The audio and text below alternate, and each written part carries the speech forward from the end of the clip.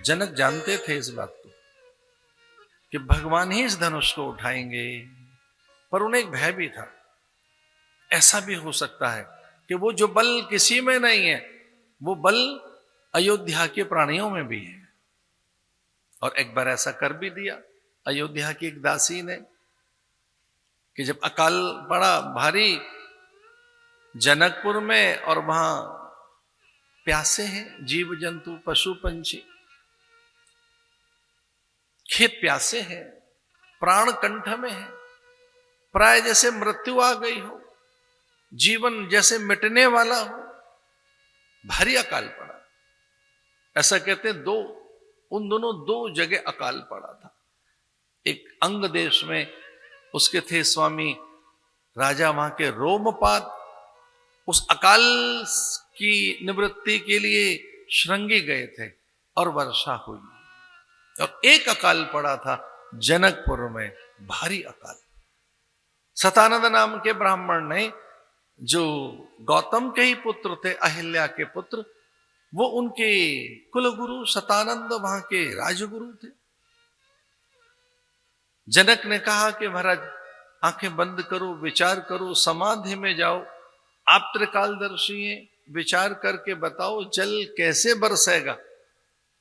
और तब सतानंद नाम के ब्राह्मण ने, उस आचार्य ने कहा कि अगर कोई संदेश जा सके कौशल्या तक, तो कौशल्या में इतना बल है कि कौशल्या अगर चली आए हमारे यहां और वो कुएं में से जल निकाल दें, यद्यपि कूप में जल है नहीं, थोड़ा ही कुछ जल है, एक दो ही घड़े जल हैं बस कूप में, और वो घड़ा भी कच्चा हो मिट्टी से, वो खुद ही घड़ा बनाए कच्चा, और कपास में से धागा निकाल कर कच्चे सूत से उसे बांध कर और जल निकाल दें, महादेव का अभिषेक हो, तो अकाल मिट जाएगा।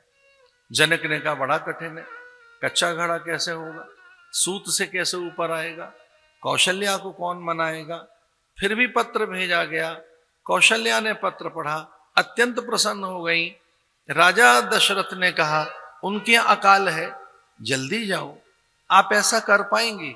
कैकेयी ने पत्र छीन लिया, ना ना मैं जाऊंगी।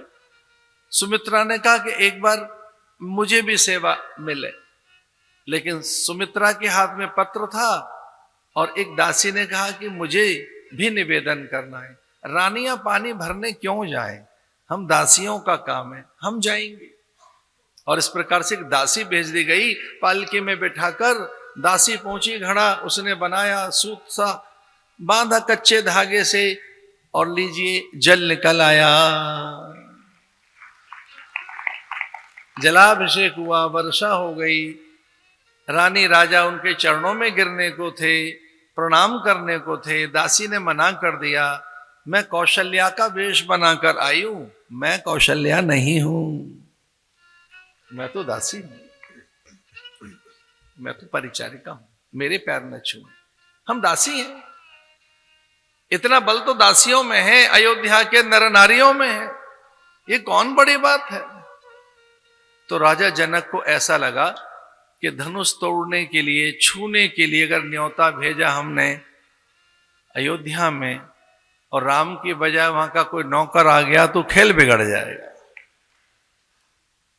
आदर की बात सुनाई हमने।